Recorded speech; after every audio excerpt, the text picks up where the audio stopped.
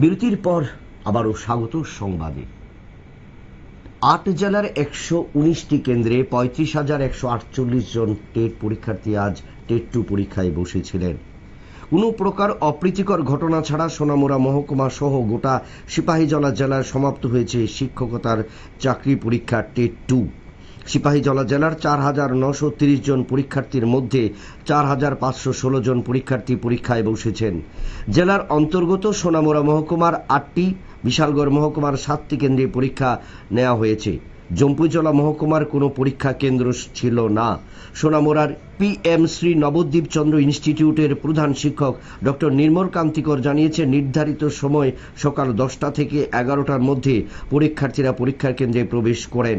এরপর আর কোনো পরীক্ষার্থীকে পরীক্ষা কেন্দ্রে প্রবেশ করতে দেওয়া হয়নি। বেলা 12টা থেকে শুরু হয় পরীক্ষা, 2:30টায় তা সমাপ্ত হয়। নবদ্বীপ চন্দ্র ইনস্টিটিউটের পরীক্ষা কেন্দ্রে মোট 264 জন পরীক্ষার্থীর মধ্যে 27 জন অনুপস্থিত ছিলেন। সময় মতো আসতে না পারায় সোনামুড়া মেলাঘরের অনেক পরীক্ষার্থীরা এই পরীক্ষায় বসতে পারেননি। এমনই অভিযোগ উঠে এসেছে সংশ্লিষ্টদের তরফ থেকে। টেট 2 2024-এর পরীক্ষা যা হচ্ছে, সোনামুড়া সাব ডিভিশনে মোট 8টা সেন্টার আছে। তার মধ্যে PM শ্রী NC ইনস্টিটিউশন হলো একটা। আমাদের এখানে 264 জন ক্যান্ডিডেট এবার টেট 2 পরীক্ষায় বসেছে আজকে। তার মধ্যে আমাদের এখানে সেন্টারে 27 জন এ পর্যন্ত আমরা পেয়েছি অ্যাবসেন্ট।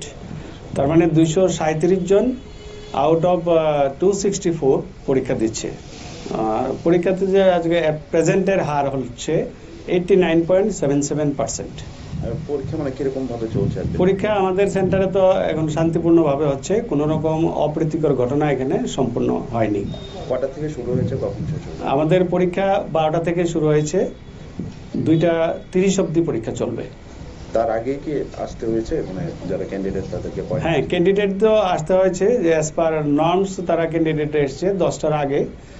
তারপরে তাদের এন্ট্রি হয়েছে 10টা থেকে 11টা অবধি। 11টার পরে কিছু ক্যান্ডিডেট এসছে, কিন্তু আমাদের যে নর্মস আছে সেই নিয়মের বাইরে তো আমরা তাদেরকে প্রবেশ করাতে পারিনি। তো সেটা গেট অ্যাকর্ডিংলি ক্লোজ হয়ে গেছে। ক্লোজ হওয়ার 5 মিনিট আগে আমরা ডিক্লারেশন দিয়েছি। দেওয়ার পরেও যারা 11টার পরে যারা এসছে তারা বাড়ি চলে যেতে হয়েছে। Thank you. আপনারা শুনলেন সংশ্লিষ্টদের বক্তব্য। এই কেন্দ্রে মোট 27 জন পরীক্ষার্থী পরীক্ষা দিতে পারেনি।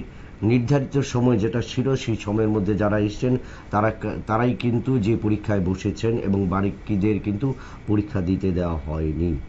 আবার নিয়ে যাচ্ছি একটা ছোট্ট বিজ্ঞাপন বিরতির, সঙ্গে থাকুন।